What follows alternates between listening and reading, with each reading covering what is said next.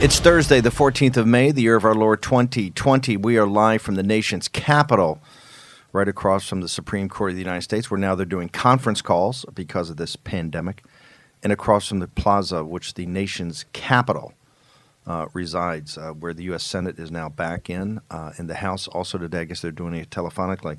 Another big game day. Today is the first, I don't want to call it a witch hunt, because not a witch hunt yet, but it's starting. I think is it Oversight or Energy? One of the subcommittees is going to have a hearing today with the new whistleblower, the head of BARDA, Dr. Richard Bright, and also a friend of the show, Mike Bowen, who I think his first national interview was after being found by Jack Maxey, the industrialist, the guy that bought the Kimberly-Clark production line down in Texas, outside of Dallas, is also going to be the second witness today. So we anticipate he's going to be saying terrific things about Brother Jack Maxey, and we'll see all that. Episode 175 right now.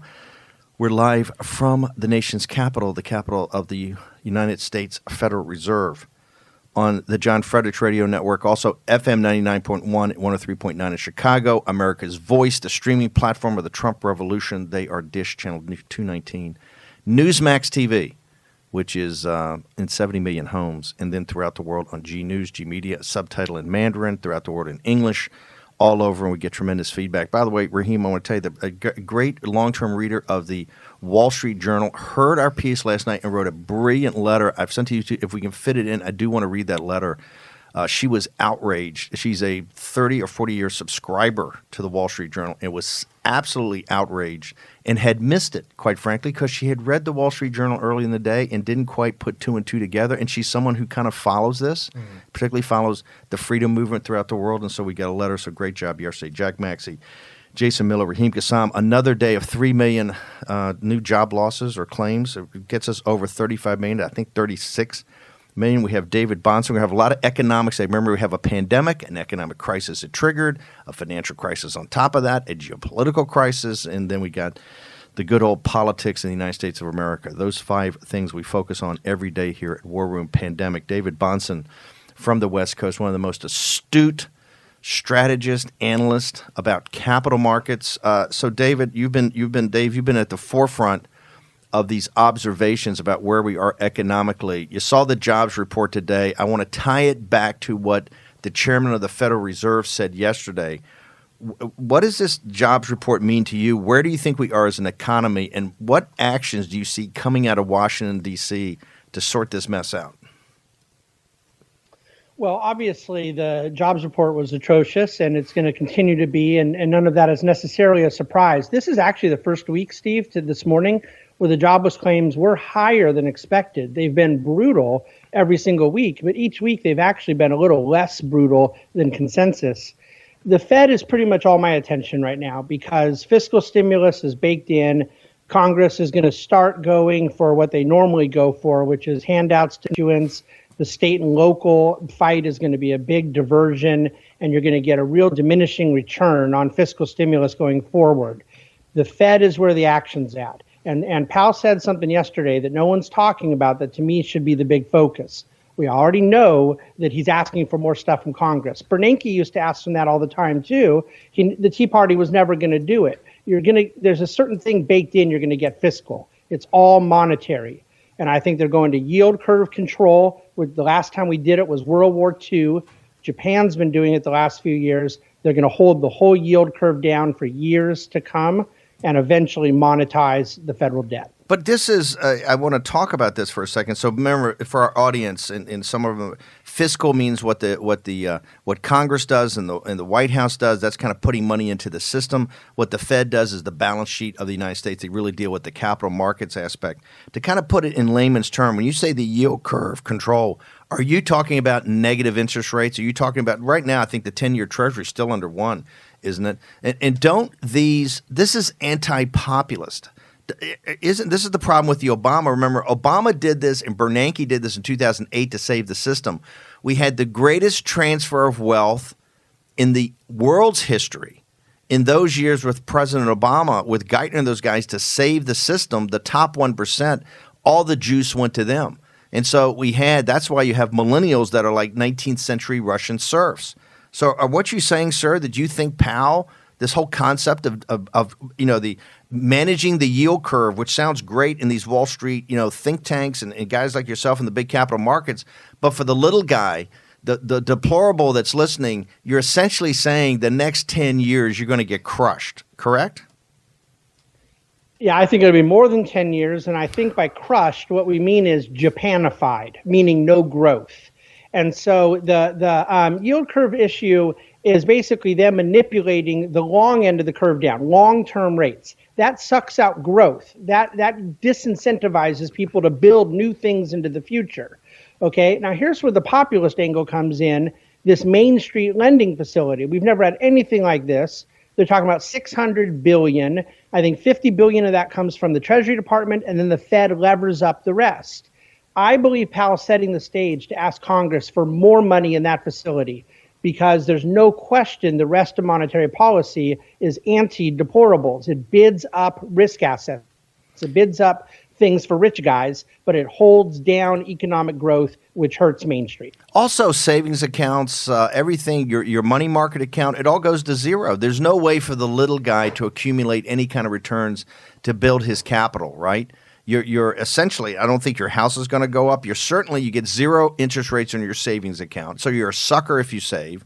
You get zero on your money market fund. So what's in it for the little guy? What's in it for the deplorable that is the backbone of the Trump revolution? And here's the thing about the little guy. We think about the little guys, millennials or younger. But see, a lot of people are senior citizens that are savers. And all of a sudden their CDs and their money markets are paying 0%. So the little guy in this case, deplorable, can be a 20-year-old and a 75-year-old. And I think that's problematic. But look, President Trump, I don't think should be asking for negative rates. Negative rates hurt the little guy. It does look like the Fed's pushing back on that. The answer to your question is if we're going to get anything populist friendly from the Fed, it's this Main Street lending facility. And where I see him setting it up to do it, and where I think Mnuchin and Trump are on board, is a backdoor way to help shale, to help the little guys in Texas, not the big integrated oils. Small producers can use the Main Street lending facility as a backdoor way to get capital market support to our oil sector, which it obviously needs. Dave, dive a little bit deeper because the whole U.S. energy market is under tremendous turmoil. Obviously, we see what's going on with the Saudis and the Russians. We're under attack there. But how much of this is simply the demand issue? And when demand comes back, will it be there? And how much, from your opinion, is it this lending that they need this bridge to get through? Or do we need to be taking an entirely new look at the U.S. energy sector about what future demand is going to look like as far as a way to help them back? So I'd like to get kind of your big picture thoughts on how we save this industry. Yeah, it's a great series of questions, Jason, and the answer to all three is yes, yes, yes. You do need liquidity support, but you only need it because of this erosion of demand, which is absolutely coming back and frankly has already bottomed. I think March and April represent the bottoming of that demand. How do you get worse than zero people flying and driving? So you start getting a slow pickup of that global demand for oil. But see, the shale's a levered sector, right? There's a lot of debt on the balance sheets of these companies, but most of this debt doesn't mature till after the election, 2022, 2023.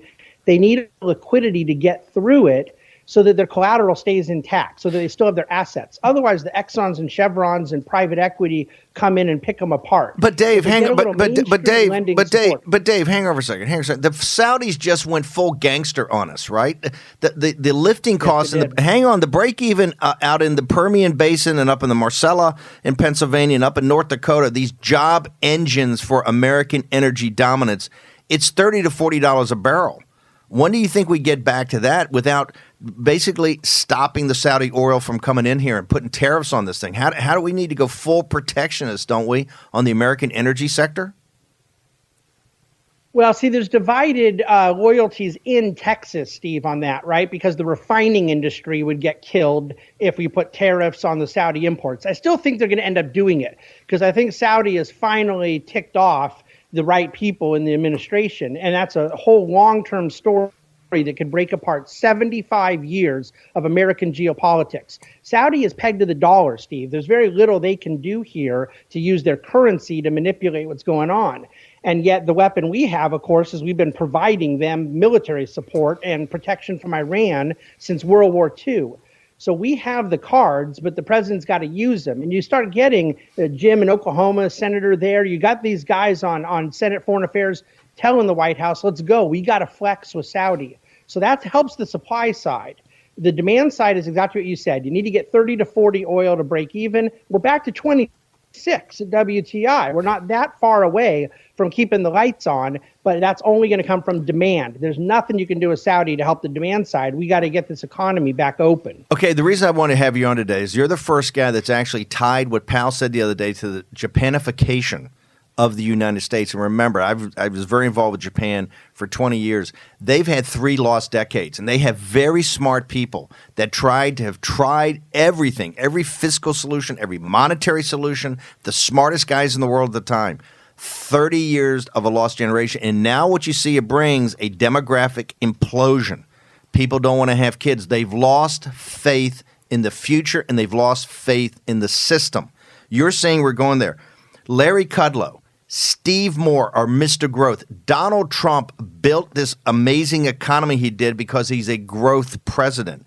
How and what situation did we get into that he would sign off on? Powell basically managing the yield curve so we're like Japan.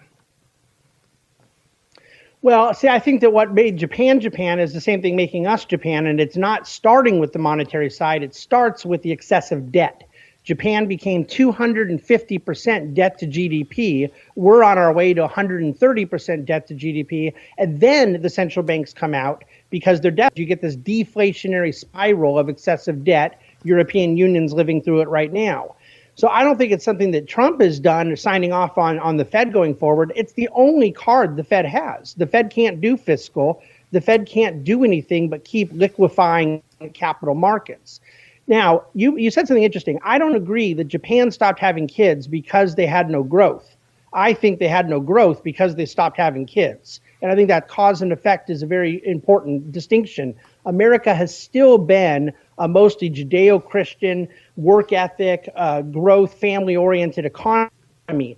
130% debt to GDP is unacceptable, but it's a heck of a lot better than 250%. The only thing that's going to un-Japanify us is to start growing, which was the Trump economic agenda, with the things our friends Kudlow and Moore believe in.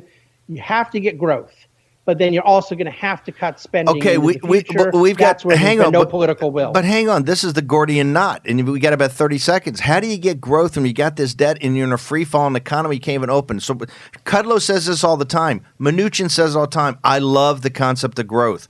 But in 30 seconds, tell me how we get there. Well, first of all, the way you don't have the spending suck out growth when you have an emergency is you don't excessively spend when you're not in an emergency. That's the problem. I'm all for the stimulus now in the middle of an emergency. The problem was all the budget deficits we were running before we had it. How you get growth is you have to invest in the engines of growth in our country. It's manufacturing, it's industrial production, it's the energy sector, it's R&D. You give incentives to business to grow. Small business has been our engine of growth since Reagan. Dave, we got to bounce. Do you have a Twitter handle? Yeah, it's at David Bonson, and I'll tell you, I'd love to keep talking about this stuff, Steve. Thanks for having me on. We're going to have you back on. You're brilliant. Okay, we're going to take a short commercial break. Hashtag War Room Pandemic. We always are ahead of the curve. For the deplorables out there, you're farther ahead than the hedge funds and all that. Remember, deflationary cycle. We're going to get all to it in Fauci next on War Room Pandemic.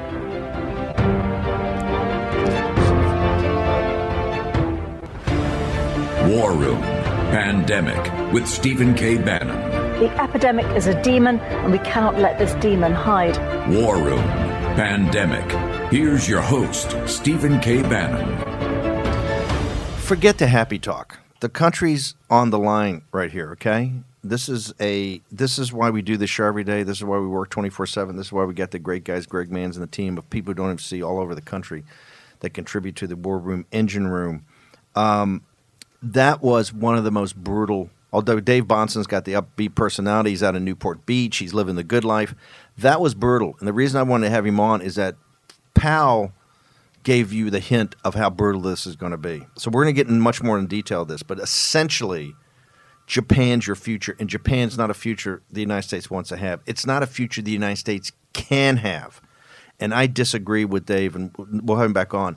Absolutely, the lost decades of the 90s started to accelerate this demographic bomb. And you're going to see it here. You're going to have people, the young generation that are treated like Russian serfs are just going to say, I'm not going to have 3 kids. I don't even have a kid. The guy, I can't find a mate because he doesn't have any economic prospects.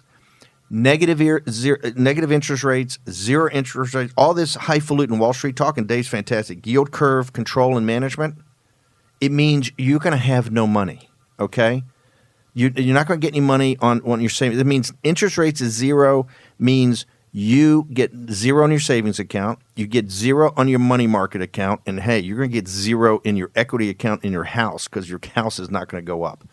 Okay, we have a fundamental University of Chicago. Let's connect another dot. Their report, and these guys are the Milt Friedman pros from Dover, and nobody has challenged that report. 42% of all of these unemployment jobs are never coming back. Never coming back. That means that of 30s, it's 15 million today are never coming back. And a growth economy and increasing. At a growth economy if you grow an economy, basically the way the math works, at 3% growth, 2.5% to 3% growth, the unemployment number stays about the same. You're not actually increasing jobs. You got to get over 2.5% and 3% to grow, in real basis, not to drop 40% and then have 2% growth. I mean, in real growth. What they're forecasting is that this is Steve Cortez. He's going to be on 11 o'clock. He keeps saying it. And we're walking into an economic inferno. Right now, we're living on a sugar high. We got the sugar high. We've hit this thing with $9 trillion. $9 trillion of a bazooka in capital markets from the Fed, and then another $3 trillion from the Treasury. And you've got now Nancy Pelosi with the other fiscal, the $3 trillion, and President Trump I'm sure is going to come forward with jobs. We're trying to get Hawley's coming forward. The Senate, the fire-breathing populists in the Senate are coming forward. Hawley's coming forward now with the jobs program out of the Senate. He's got Cory Gardner signed up, and Cory Gardner was a Freedom Caucus guy. He's now signing up. I don't know if it's about political survival or the survival of the United States of America. So let's tee up. We got Senator Rand Paul in a very special segment about to come up. He's taking time away. We're huge Rand Paul fans, although we don't agree with Rand Paul on everything, as we don't agree with anybody on anything. But let's go back to You just said we don't agree with anybody on anything. Okay, which is true. Everybody on everything. Can I? Many people are saying. Yes. Can I just ask you a question on that whole thing? If you're someone like me, I'm 33 years old. I came into the job market in 2009, right? So it wasn't a pleasant experience. My first job was with a Lehman Brothers subsidiary outside of London. If you're somebody like me and you hear all these numbers, 9 trillion, et cetera, walking into the inferno, well, number one, where is this money going?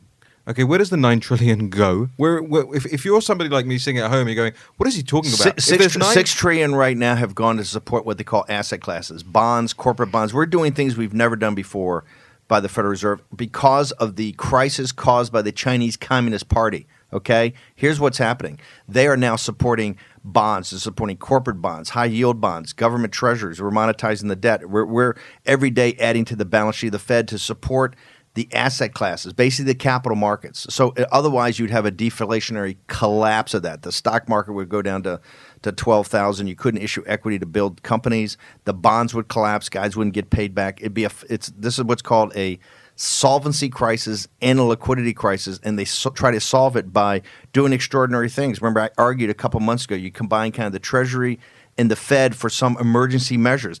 We took emergency measures. Now, this happened in Japan back in the 90s because of this asset bubble they had, okay, when that collapsed. This is what happened in 2008. We did it that time looked like it was huge. It's dwarfed by this. Here's the point. The point is that the road forward is going to be, and this is why we got to stop the happy talk. This is not going to rebound in July. And it's time to be straight with the American people. We need to be straight with the American people. The president has been the greatest jobs president, I think, in history, or at least second to FDR up until now. He's got to become better than FDR as a jobs president. The way to focus on things right now is These guys you've done enough, at least today, for the capital markets, for the financial side, the monetary side we'll talk about. You got the fiscal side. What they need to focus on now is jobs, jobs, jobs. We can't survive. If the University of Chicago is right that 42% of those jobs are not coming back, we're not going to make it, because you're going to have your budget deficits are going to be so huge to support that. We have to now focus on engines of growth, and that is these jobs have to come back from China. We have to bring the manufacturing jobs. He just said it, Bonson, right there. You have to have manufacturing. Look, I understand we're going to be in a fourth industrial revolution. This is what China was playing. Made in China 2025, they understood that the conversions of advanced chip design, robotics, and AI was going to create the fourth industrial revolution, and they were going to be the engine. They were going to drive that, okay? We allowed that to happen. Wall Street, we now need to bring that back to the United States. We're going to be led out of this not as a service economy. We're seeing the risks we took in a service economy, because once the centerpieces of the economy collapse, all the little yoga studios and the Pilates studios, which are all fine. Don't get me wrong, I love that stuff. Those little entrepreneurs doing this, but right? And now you need to get serious. Listen. In the 19th century, it was called the American system of Alexander Hamilton and Jackson and Polk and Lincoln. Lincoln, first and foremost, was a nationalist. It was Southern independence and slavery is about labor, right? These were nationalists. They built up a national system, and they used tariffs to do it. They understood in this vast continent with all these resources. It was Hamilton's report on manufacturers. We have to if we're going to split from the British Empire, we need to become a superpower of manufacturing in this New Jerusalem that we now have, right? And we're going to obviously settle at some point in time. We can't live off. We're not going to live off as a tributary state. They could see that Britain, with the Industrial Revolution and the invention of the steam engine, was going to become the manufacturing center of the world. That was going to be China, and these visionaries said, "No, we're going to build it here." Because otherwise we'll be dependent upon these guys. We'll continually be a tributary state. We'll be doing their timber and their hogs, and we'll just, we have these yeoman farmers, and you'll never create enough value to do that. And that's been the big shift. There are decades in which nothing happens, and there are weeks in which decades happen. You are living right now. Decisions are being made that your grandchildren and great-grandchildren are going to live with. When you talk about numbers at this scale, and let's turn to the centerpiece of this pandemic is still the virus, this plague that was sent throughout the world by the Chinese Communist Party. And now we have the media trying to get the big break between Dr. Fauci. And by the way, we've got live breaking news here, because Dr. Bright from BARDA is up now at the witch hunt too. Is this what it is, or is he? Yeah, no, and he's up there, and so he has. Oh wait, he's taking off his face mask, guys. This is danger. Okay, it's going back. Wow. On. Okay, so Dr. Bright, I can't see. Don't tell me he's not testifying with a mask on. Yes, oh, he is. Yeah, no, it's a black mask, and look, he's testifying with it on. He has his Clorox wipes. He has his Purell. He has but he's not wearing gloves. This is danger. He's not. This is fast and reckless. Danger, Will Rogers. Do you know what this is? This is emblematic of this nonsensical, absolute state of fear that our leaders have put us into with this disease here. Even the resident commissioner of Puerto Rico yesterday showed more courage than the entire U.S. Senate. She said, "Listen, we cannot collapse our entire economy. We have to learn to live with this disease." I'd like to see a little courage like that stateside. All right, so let me go into the question. Wait a minute, Jack. Is it too late? No, it's not too late. It's never too late to show courage. Okay, this is the American character Is it the economy? From what I understand, we're already at this 42% of jobs not coming back. Is that not just another form of showboating there? Well, here you see also the Association of Small Businesses Human Resources Management says that 52% of small businesses in America will be out of business in 6 months. All right, guys. You're getting way lost in the weeds. I'm sorry. Okay, so we have Rick Bright up here right now. It is Jack Maxey. I know, but you guys need to do your homework here. So we have a guy who's up there right now who makes $285,000 a year. That's who's okay. So he got moved from one job to the other, where he's going to have even more oversight on things like hydroxychloroquine and different therapeutics and things he's working on. He got promoted. Yeah, and so listen to this. He has hired Christine Blasey Ford's attorney. Why does this former BARDA guy need Christine Blasey Ford, the Kavanaugh accuser? Why does he need her not going full partisan here? Here's the other thing, too. You might ask, why is he in this Anna Eshoo Energy and Commerce Subcommittee hearing right now? Because Anna Eshoo has been his longtime buddy. He's sent all these projects to her district in Northern California. Dan Diamond from Politico has actually a look, I got to give him credit. He did a deep dive on this morning. It's in Politico. And so that's why he's in Anna Eshoo's subcommittee. Isn't she compromised out? Well, that's the whole thing. So, guys, nothing in politics happens by coincidence. There's no coincidence. He's saying, actually, he warns of, quote, unprecedented illness and fatalities. Is that the takeaway in his headline? He said this is going to be the darkest winter in modern history in his comments that were leaked out. And so, guys, look, all you need to know, he hired Christine Blasey Ford's attorney. He has Anna Eshoo, his longtime buddy, who he sent all these projects to. Guys, this is what you call a political hatchet job. In the war room, winter's not coming. Spring is here. And Senator Rand Paul with it. Next on War Room, Pandemic.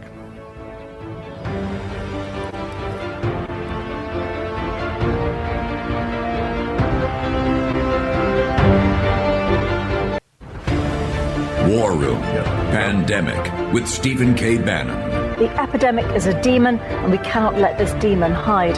War Room, Pandemic. Here's your host, Stephen K. Bannon. I don't think you're the end all. I don't think you're the one person that gets to make a decision. We can listen to your advice, but there are people on the other side saying there's not going to be a surge and that we can safely open the economy, and the facts will bear this out. But if we keep kids out of school for another year, what's going to happen is the poor and underprivileged kids who don't have a parent that's able to teach them at home are not going to learn for a full year. One of the great patriots in the United States, Senator Rand Paul of Kentucky, they're having, I think, the most dramatic moment from that hearing. And actually, I think Senator Paul thinks very highly of Dr. Fauci. So you see the gentlemanliness of that, but really putting it forward that, hey, when it comes to economics and comes to overall the country, you're a great doctor. In fact, Dr. Rand Paul's a doctor. Dr. Rand Paul, Senator Rand Paul, thank you very much for joining us on War Room Pandemic. Glad to be with you guys.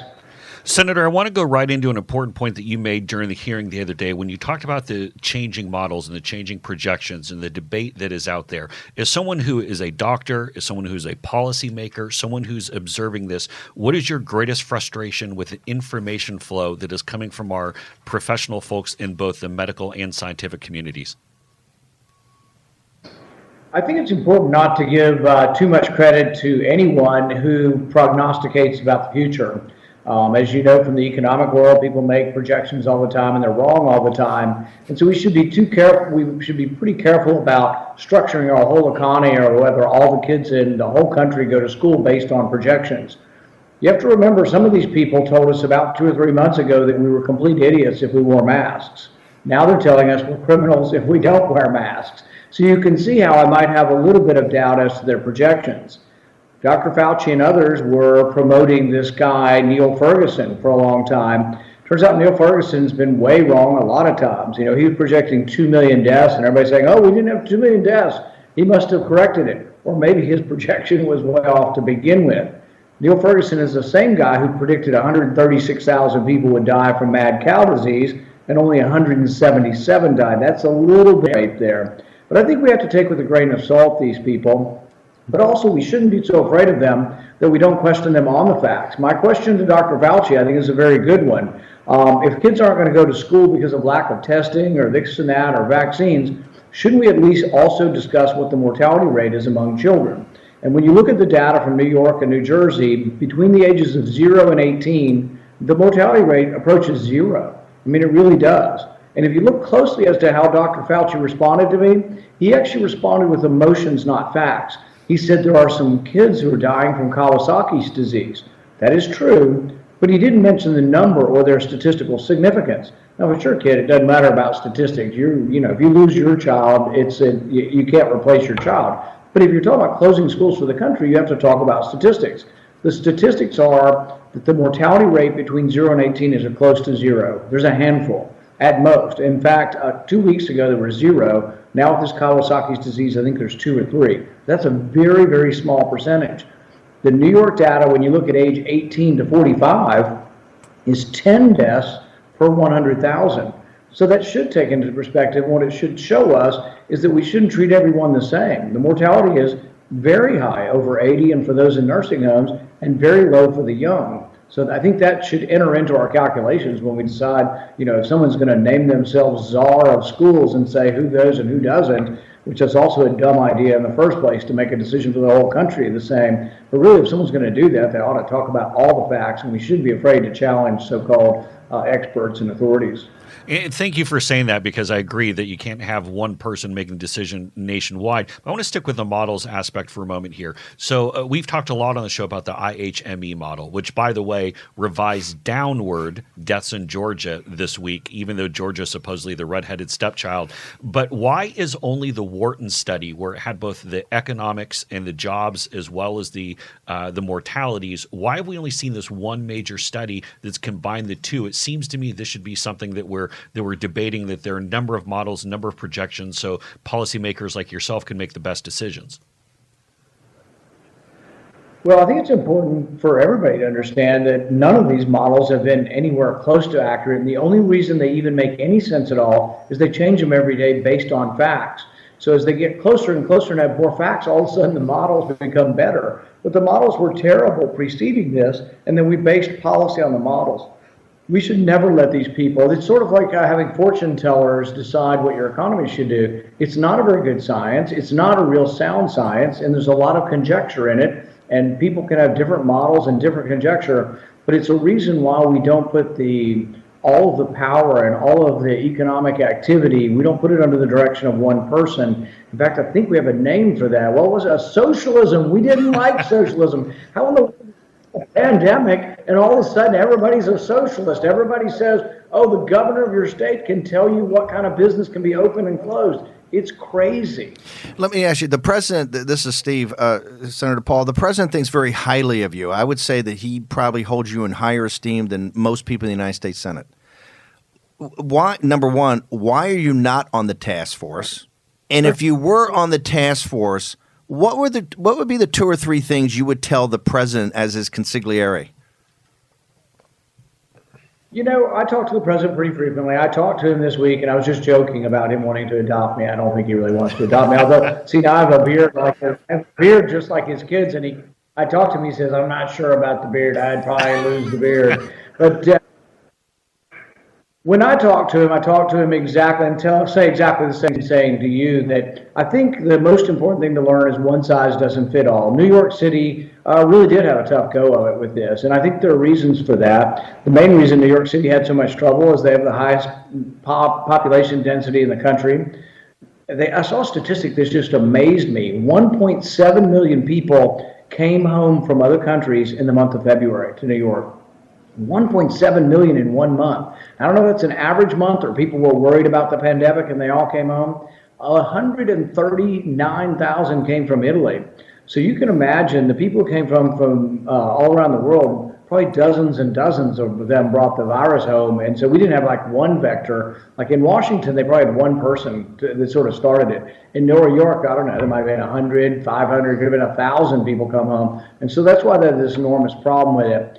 I don't think, and this is an opinion, but I don't think government response has done much to this, to tell you the truth. Maybe a little bit. Having less big concerts and things, we may have slowed it down a little bit. But in reality, I think the virus is kind of doing what it wants to do, basically. I don't think we've been able to slow it down a great deal. In the rural areas, we're doing a lot better just because we have less people and less population density. We don't have subways.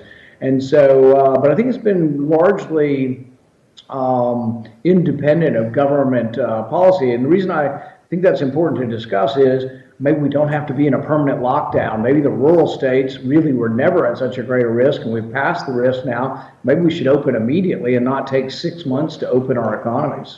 Hey, Senator, this is Jack Maxey. Can you come on the show every day? Because I need some support here. I've been forced to defend Sweden for the last 2 months.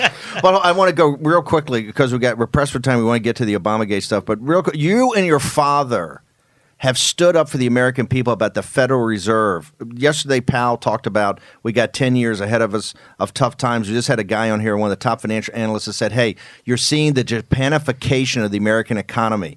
What would you do and recommend to the president now that we've unloaded a $6 trillion bazooka from the Fed into the capital markets. What says Rand Paul, who for years has been telling me when you ran for president, the first thing you're going to do is audit the Fed? What does Rand Paul say about our financial situation? The first thing I'd say is the same way people are bad at predicting the economy, they're also terrible at predicting pandemics. It's a different set of people, but they're all pretty bad at predicting the future. They all told us, remember, before President Trump was elected, they told us we are going to languish in the Federal Reserve because we are going to languish for 10 years and we'll have less than 1% or 1.5% growth forever. Guess what? We cut taxes, we let people keep their money, business boomed, revenue went up. Not one person in the mainstream media will tell you this, and it's absolutely the truth. And when you tell them, they sit back and they don't believe it and they respond. Tax revenue went up when we cut tax rates. Supply side economics, lo and behold, actually did work. When we cut rates, we got more revenue, and actually we got economic growth too.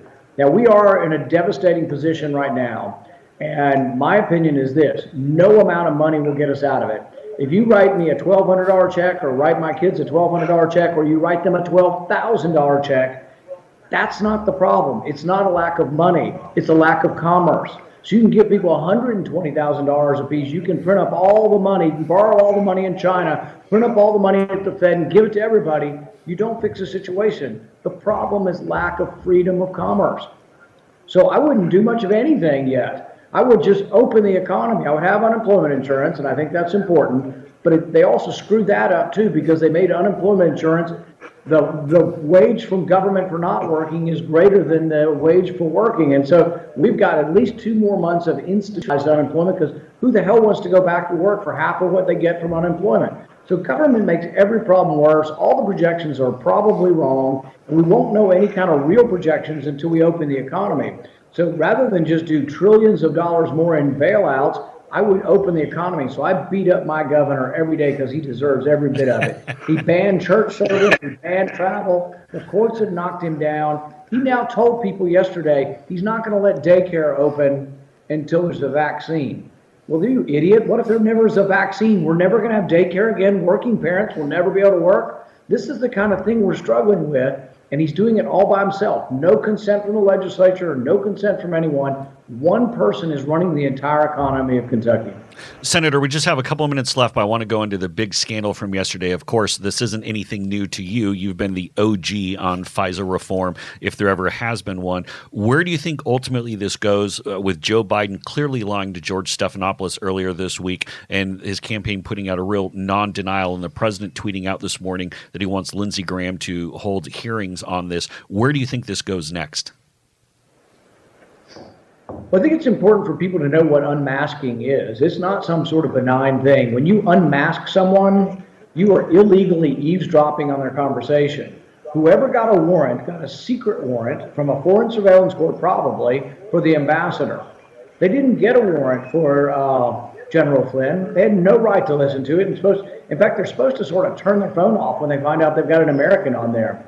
So the only way they could possibly listen to it is they have to say, there's a national security risk now. So they would have to allege that he and Kislyak, the ambassador to Russia from Russia, were plotting the overthrow of the United States. Nobody says that. There was no national security risk. They were discussing policy of the United States with Russia, which you would think would be fine for someone who's going to be the national security advisor for a president. But the bottom line is what Biden did, and Clapper and Comey and all dozens of people listened in on this phone call, illegal, immoral, and in the end, it's the greatest abuse of government power to go after a political opponent. You remember when some Democrats were making that accusation of the president? This is provable, and this is a much, much more severe abuse of power simply to go after a political opponent. You've got 30 seconds, Senator. What's the remedy? What does Rand Paul say the remedy to this is? My remedy today is I have an amendment to FISA. I think FISA shouldn't be used on Americans. So what happened to Donald Trump and to the campaign should never happen again. The rest of the reforms, I think, are weak sauce. They're trying to make the FISA system less bad. I acknowledge that the FISA system is unconstitutional for Americans, fine for foreigners, fine for terrorists, but you should never allow the FISA court ever again. And if you want to see who the patriots are, see who votes for my amendment today. It's not going to pass. But see who votes to actually say Americans and presidential campaigns should never, ever be investigated by FISA court again. Senator Rand Paul is an American patriot, an American hero, and a fighter. Thank you, Senator Paul. Thank you for joining us today. I know it's a big day for you. Thanks, guys. We're going to be back with War and Pandemic to talk about it all. Hashtag War and Pandemic in a moment.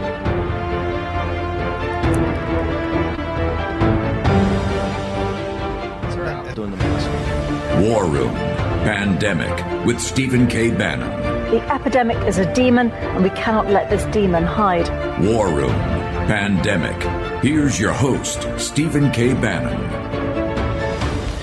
Man, if he was like that in 2000, was it 2016? That was a man on fire right there. And here's the thing. I'm going to tell you, you libertarians, I know you claim Rand Paul. I'm saying he's populist, man. That is a fire-breathing populist right there. This thing in the Federal Reserve, he's going to be the leader in this. His father, from day one, said you got to get in there, audit this thing. We got to know what's going on. We got to know what they're buying, what they're not buying, what the balance sheet of the United States is. Rand Paul's going to lead this.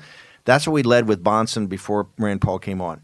This situation with the Federal Reserve is going to be a massive issue. And I'm not saying they shouldn't have done what they've done, but it needs control and it needs people's voices on there. And Rand Paul's going to leave that. I got to tell you, for an interview that had the pandemic, the science of it, had the Federal Reserve, the complexity of the capital markets, and did have the complexity of FISA, which is a very complicated topic, the all war on terror and all that. That is a brother on fire. You know what I like? I like the fact that he always defaults to the Constitution. And the thing that he said at the end of this thing, everybody should see who the patriots are, who the people are who take their oath responsibly. I do solemnly swear to defend the Constitution of the United States against all enemies, foreign and domestic. Let's see who votes for Rand Paul's amendment today to protect American citizens from illegal and warrantless searches. See, Ted Cruz is in the middle of this, and here's the thing. We understand it's a national security issue, but everything that Rand Paul and Ted Cruz and the kind of more libertarian limited government guys have been saying for years, all those abuses were shown over the last couple of years in the FISA courts. Rand Paul's been right. Ted Cruz has been right. They've been warning about this on the Patriot Act and all. And look, it's a trade-off between the national security guys and the libertarian element. But Cruz and Rand Paul on the facts have been right. Yeah, and look, as someone who's fought alongside with Senator Paul, who's fought against him in campaigns, who has always respected his mindset and his ability, there's something just going to take you guys into the campaign mindset and why he's going to be a player going forward. Less is more. And what Rand Paul showed there in that interview is that he can move from the theoretical answers that maybe go 10 minutes each into the tight, concise, empirical-based, outcome-driven answers in his own style. So he goes with this, he'll go with pull some Constitution, have some great lines like weak sauce. He's punching people right in the face, a little bit of humor, but the deep intellect, but it's concise. And for me, seeing him as a candidate, that maturation as a political candidate, that's why he's going to be such a bigger player going forward.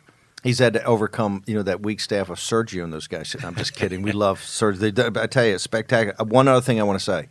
I think the President of the United States ought to recommend to Vice President Pence today, you augment the task force, because they haven't bifurcated the task force yet into economics, and it's still the task force. Rand Paul is a guy, he's a doctor. He covers both. He knows more about the Federal Reserve than most guys in the Senate. He knows the medical and can ask the sharp questions. He knows modeling, both the econometrics and the thing. Rand Paul should be on the committee this afternoon as a special augmentee from Capitol Hill. He's a guy, and the president, and they don't always agree. But he respects Rand Paul, and he particularly respects Rand Paul where he disagrees with him. Rand Paul, and this is my point from the other day. Fauci said this, and you saw the president in the interview with Maria Bartiromo and others. The president had not heard Fauci say that. You know why the president hadn't heard it? Because Fauci had never said it to the task force, which is not acceptable. And this is the hypocrisy of the mainstream media. They still have not called Fauci out on not enough data, not enough science, not enough evidence-based, just all this kind of airy-fairy happy talk. If you had Rand Paul on the task force sitting between the scarf and Dr. Fauci, right, they would be on point, right? They would be on point because Rand Paul would be lighting them up for the better to try to make the team better. Look, this is not about politics. We have to save the country. We understand. You heard Bannon. You heard the Federal Reserve Chief.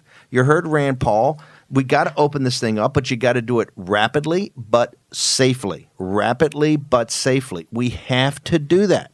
And to do that, you got to bring the best team.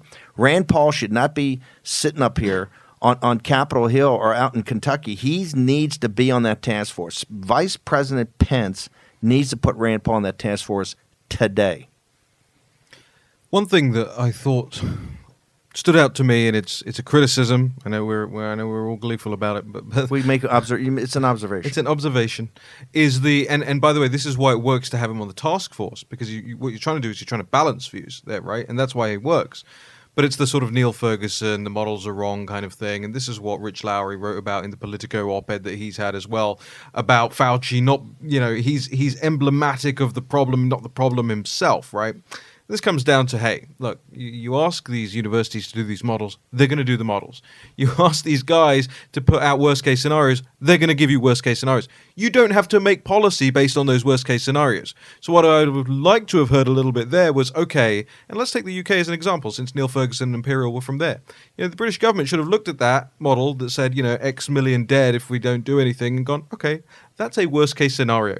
We don't necessarily need to make policy based on the very, very extreme that a modeling person comes out with. And that's where I think that, we can't lose sight of the fact that politicians are not scientists, and we don't want them to become that. But as you said, we do want those balanced voices in the room and on the task force to say, hey, that's all well and good. You think this is the worst-case scenario. We have a constitution, we have an economy to worry about as well. And that's what Fauci's whole thing, where he says, I'm not the be-all and end-all, it doesn't make any sense. Because is Fauci sitting there genuinely thinking that his recommendations are not going to impact the economy?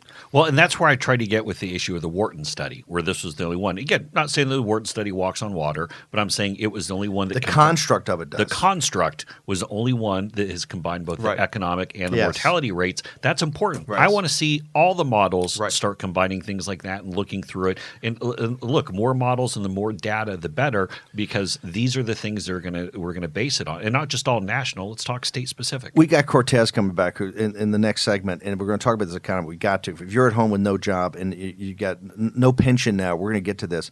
One thing we're also going to talk in the second, for impeachment, the predecessor show, we hammered Lindsey Graham, and we love Lindsey Graham. When Lindsey Graham talked smack and said, I'm going to have them all up there, Mr. President, we don't need to have the impeachment, I'm going to have them all up there. Today, it shouldn't be upon Rand Paul to call for that, and it shouldn't be for the President of the United States to have to tweet this thing out. You're either in or you're out, right? This is what's so frustrating to people. You either do what you say you're going to do or you're not, and Trump should not be put in that position. We'll be back with Cortez on the economy and the financial markets next.